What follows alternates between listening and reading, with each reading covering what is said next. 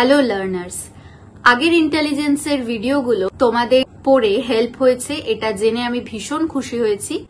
আমার ভিডিও বানানোর উদ্দেশ্যই এটা, তোমাদের সমস্ত থিওরি বা সাইকোলজির সমস্ত কনসেপ্ট ভীষণ ইজি ভাবে আমি বোঝানোর চেষ্টা করি। তোমাদের প্রত্যেকটা ভিডিও ভীষণ ভালো লাগছে, আমি খুব ভালো রেসপন্স পাচ্ছি তোমাদের থেকে, আমি ভীষণ খুশি এটার জন্য।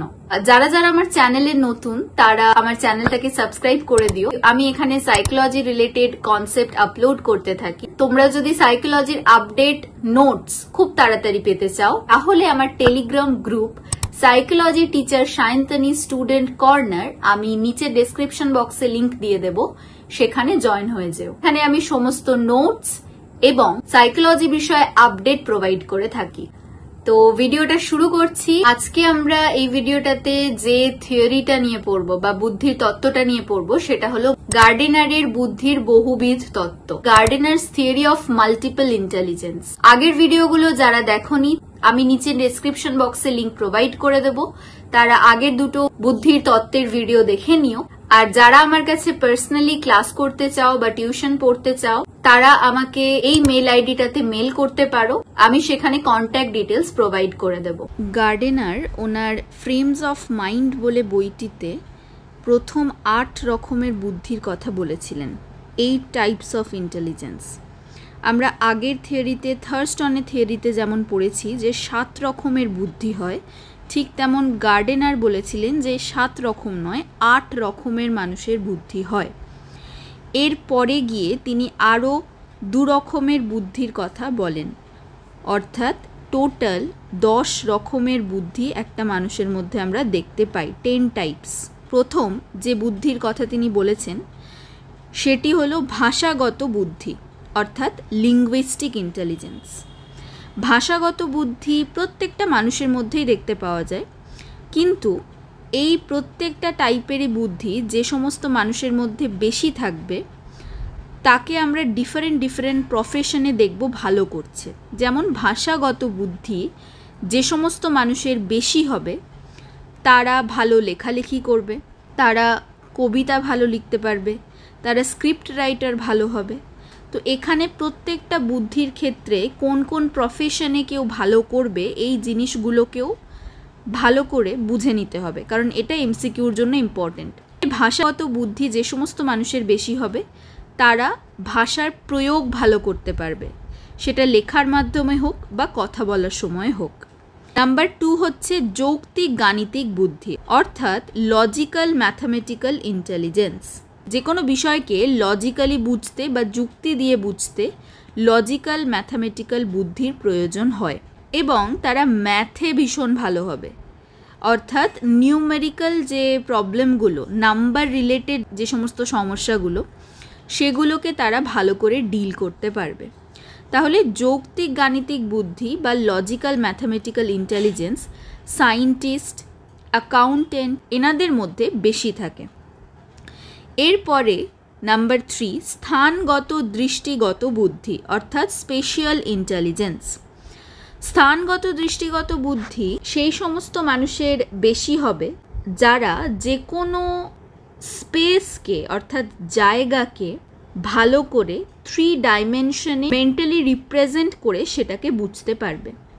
যেমন এটাকে স্পেশিয়াল ইন্টেলিজেন্স বলে, অর্থাৎ একজন দর্জি কোনো একটা জামা যদি সে বানানোর চেষ্টা করে তার কিন্তু স্থানগত দৃষ্টিগত বুদ্ধি বেশি থাকতে হবে, কারণ সে শুধুমাত্র সেই মাপটাকে নিয়ে বুঝতে পারছে যে জামাটা তাকে কতটা সেলাই করতে হবে। স্পেসের আইডিয়া তার মধ্যে আছে, স্পেস বা স্থান তার আইডিয়া তার মধ্যে আছে। স্থানগত দৃষ্টিগত বুদ্ধি যারা সার্জন হয় তাদেরও বেশি হতে পারে, যারা পেন্টার হয় তাদেরও বেশি হতে পারে। সার্জনদের কেন বেশি হবে? কারণ কোনো বডি পার্টে সার্জারি করার জন্য তাকে ইন্টারনালি সেই বডির অর্গ্যানটা কোথায় লোকেট করে আছে বা লোকেশনটা কোথায় সেটাকে তাকে ইম্যাজিন করতে হয়, তারপরে সে কিন্তু সার্জারি কন্ডাক্ট করতে পারে। এছাড়া ড্রাইভার যারা ড্রাইভিং করে তাদেরও এই বুদ্ধিটা বেশি থাকতে হবে। যারা ইন্টেরিয়ার ডিজাইনার, ইঞ্জিনিয়ার এদেরও কিন্তু স্থানগত দৃষ্টিগত বুদ্ধি বেশি থাকতে হবে, আর্কিটেক্টদেরও বেশি থাকতে হবে। তো এখানে স্থানগত দৃষ্টিগত বুদ্ধি একটা সিম্পল যদি এক্সাম্পল দিই ধরো আমরা যখন দোকানে ফার্নিচার কিনতে যাই, সেই সময় বাড়ির কোনো একটা প্লেসে কোনো একটা ফার্নিচার, পার্টিকুলার ফার্নিচার ফিট হবে কিনা সেটা আমরা দোকানে গিয়ে ফার্নিচারটা দেখেই বুঝতে পারি, বা বাড়ি এসে সেই ফার্নিচারটাকে ভেবেই আমাদের মেন্টালি রিপ্রেজেন্ট করেই আমরা বুঝে যাই কোনো একটা পার্টিকুলার আমাদের বাড়ির জায়গায় সেই ফার্নিচারটা ফিট হবে কিনা। আমাদের কিন্তু এই যে ফিট হবে কিনা এটা বোঝার জন্য দোকান থেকে ফার্নিচারটাকে উঠিয়ে নিয়ে এসে বাড়িতে সেই প্লেসে ফিট করে দেখতে হয় না। তো এই যে এই এবিলিটিটা আমাদের মধ্যে আছে, বা এটা যে আমরা করতে পারি, যে কোনো অবজেক্টকে মেন্টালি রিপ্রেজেন্ট করতে পারি কোনো একটা জায়গায় সেটা ফিট হবে কিনা বা কতটা জায়গা নেবে, এটা স্থানগত দৃষ্টিগত বুদ্ধির কারণে আমরা করে থাকতে পারি।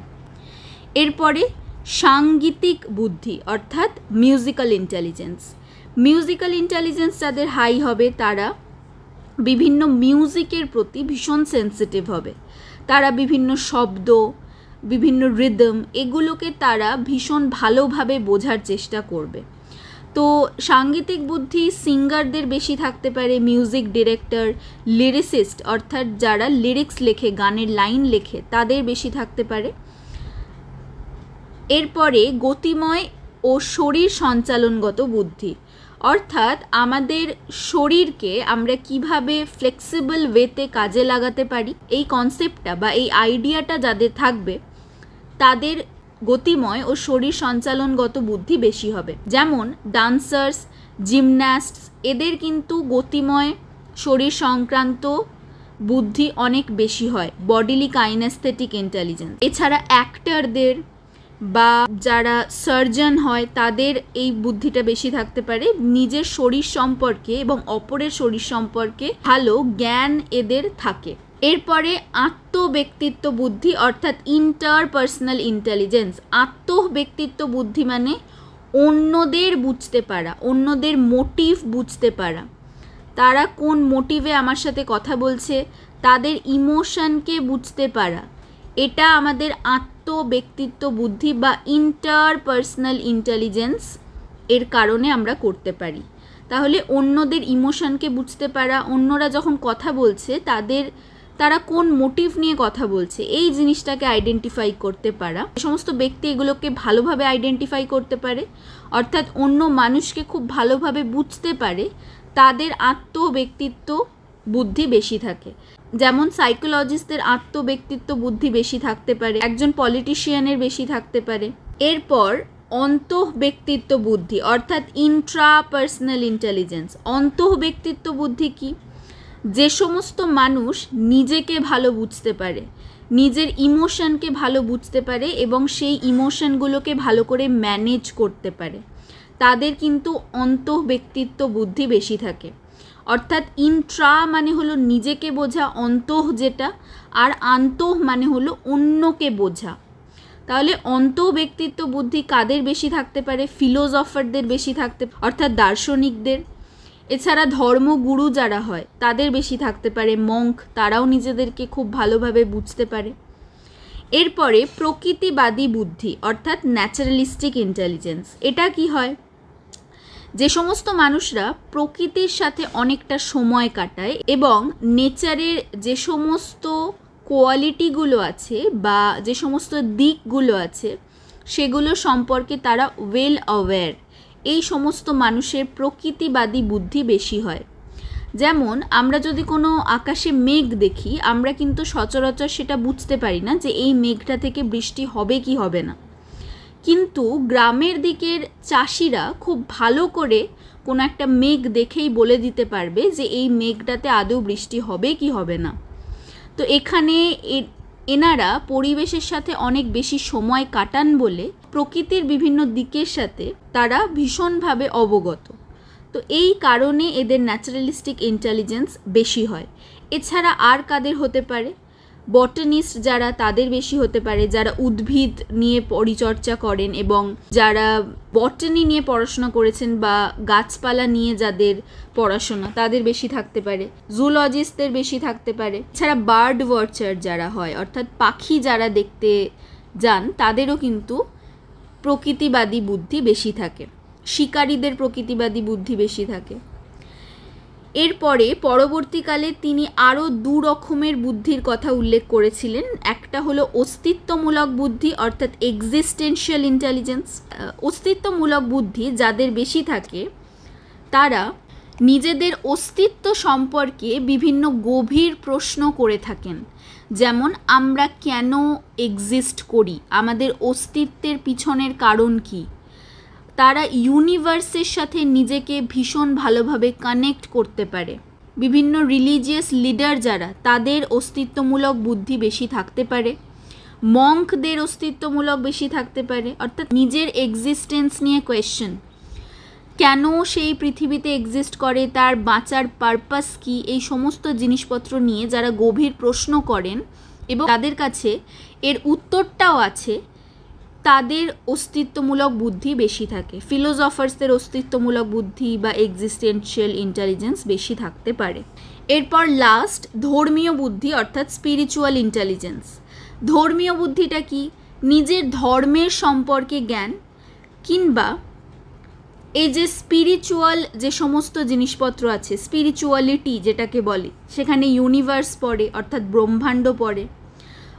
এই ব্রহ্মাণ্ডের সৃষ্টিকর্তা যিনি, তার সম্বন্ধে যে জ্ঞান অনেকটা ধারণ করে রাখেন, অর্থাৎ তার সম্বন্ধে যে অনেকটা ভালো বুঝতে পারেন, যাদের কাছে এর উত্তর আছে, তাদের ধর্মীয় বুদ্ধি অনেক বেশি হয়। সাধু সন্ন্যাসীদের ধর্মীয় বুদ্ধি বেশি থাকতে পারে। এই 10টা বুদ্ধির কথা গার্ডেনার তার থিওরিতে বা তার বুদ্ধির বহুবিধ তত্ত্বে উল্লেখ করেছেন। প্রত্যেকটাই খুব ভালো করে পড়বে। আর স্পেশালি এই বুদ্ধিগুলোর মধ্যে কোনো বুদ্ধি বেশি থাকলে কোন কোন প্রফেশনে কেউ ভালো করবে বা যেতে পারে, এই দিকগুলোকেও ভালো করে পড়বে। এমসিকিউর জন্য কিন্তু এগুলো ভীষণ ইম্পর্টেন্ট। আশা করছি এই ভিডিওটা তোমাদের ভালো লেগেছে। যদি ভালো লেগে থাকে অবশ্যই একটা লাইক করে দেবে। এই ভিডিওটা থেকে যদি তোমরা কিছু নলেজ গেইন করে থাকো তাহলে একটা কমেন্ট করে দিও। আমার তোমাদের কমেন্টগুলো পড়তে ভীষণ ভালো লাগে। তোমার যদি মনে হয় ভিডিওটা কারোর সাথে শেয়ার করার দরকার আছে তাহলে অবশ্যই ভিডিওটা শেয়ার করে দিও। আমার চ্যানেলে নতুন হয়ে থাকলে চ্যানেলটা সাবস্ক্রাইব করতে ভুলো না। দেখা হচ্ছে পরের ভিডিওতে।